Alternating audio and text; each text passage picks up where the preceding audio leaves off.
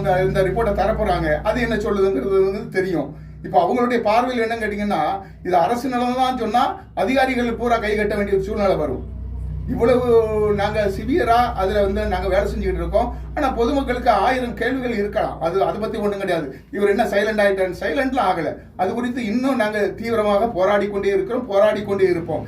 என்ன காரணம் என்ன கேட்டீங்கன்னா, ஒரு அரசு நிலத்தை என் சமூக மக்களிடம் ஒரு ஒரு ஒரு சென்ட் வந்து சாதாரணமா ஒரு 12 லட்சம் 13 லட்சம் போகக்கூடிய இடத்துல ஒரு 30 லட்சம் ரூபாய்க்கு அந்த அந்த அதனுடைய நிர்வாகம், இந்த வேலவன் ப்ராப்பர்ட்டிஸ் நிர்வாகம் அதிகமாக அவர்களிடம் இருந்து வாங்க போய் தான் இந்த நிலத்தினுடைய உண்மை இப்பொழுது வந்து கொண்டே இருக்கிறது.